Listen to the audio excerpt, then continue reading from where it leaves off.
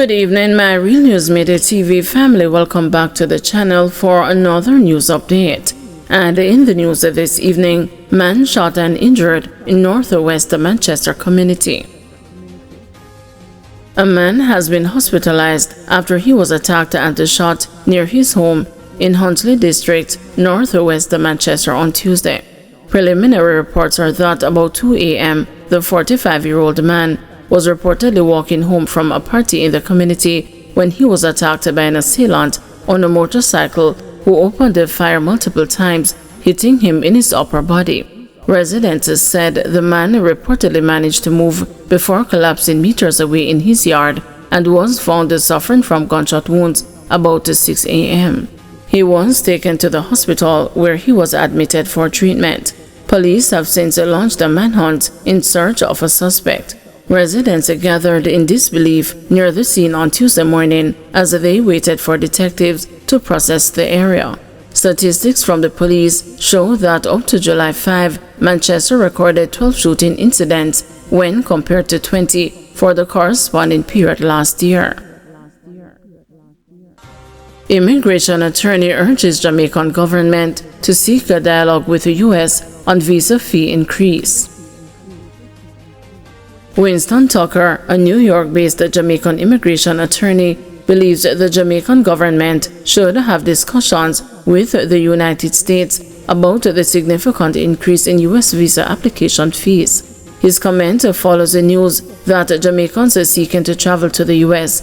on a visitor's, student, or work visa will face a major increase in the fees charged by the American government, as set out in the newly signed into law Big Beautiful Bill. Jamaicans wishing to visit the U.S. will have to pay an extra US $250 along with a regular fee of US $185. This brings the total to US $435.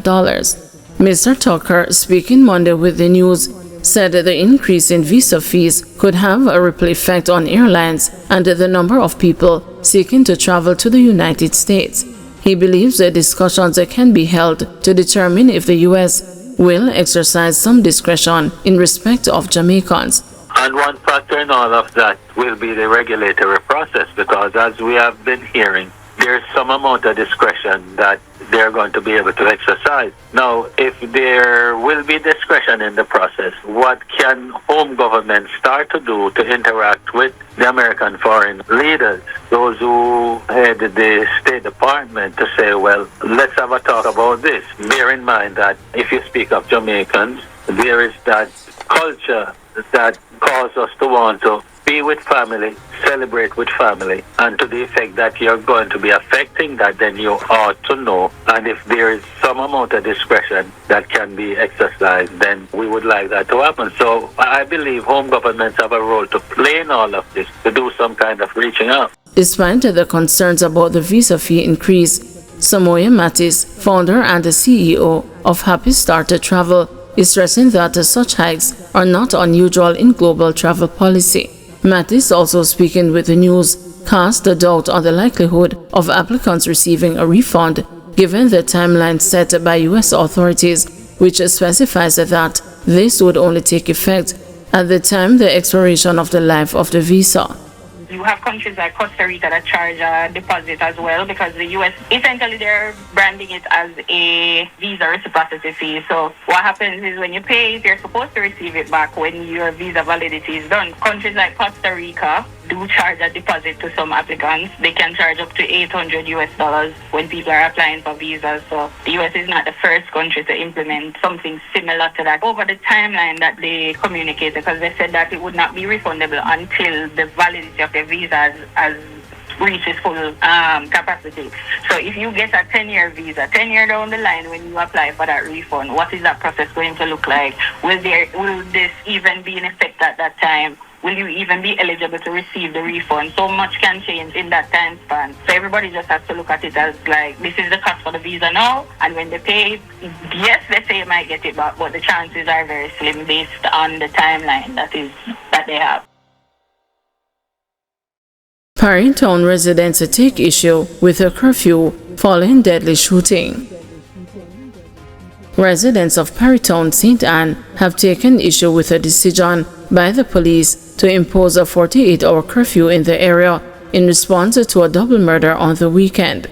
The residents say, despite the deadly attack, the security measure was not warranted, as several neighboring communities have had deadlier incidents without a similar response from the police.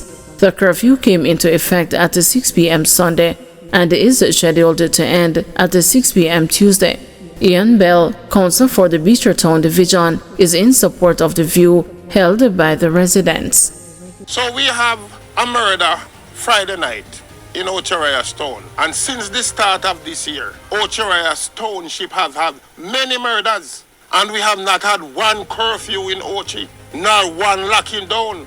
If you look around Parrytown now, every shop is locked now. It is so much unfair, right? They take disadvantage, yes, of the little man. I have been the councillor here for 18 years now, and it is the first that we are having a curfew. I can tell you, more guns used to bark in Parrytown than dog. Now we have more dogs barking than gun, but yet now we have curfew. I think they need to come with better strategies that the persons will accept. In response, commanding officer for the St. Anne Division, acting senior superintendent Rohan Elliott, contended that the curfew is justified.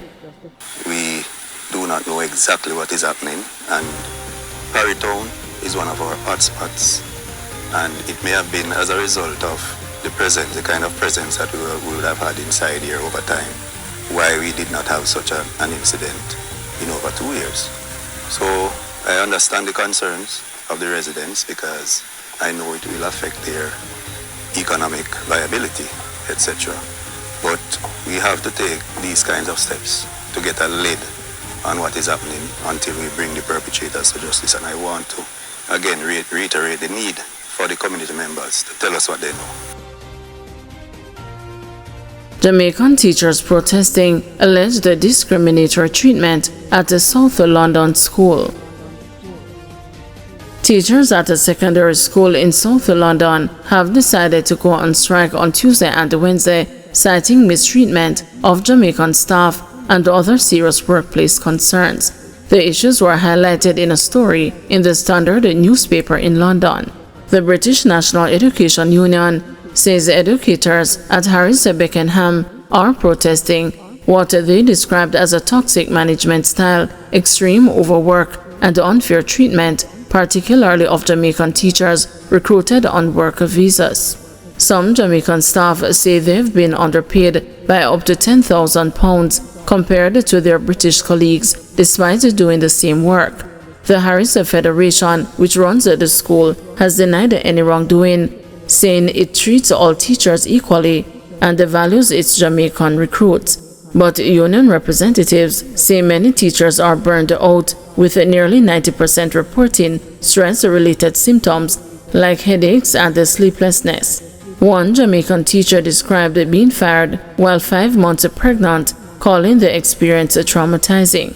The union also says staff are routinely asked to work well beyond their contracted hours, and attempts to organize and defend their rights have been blocked by management.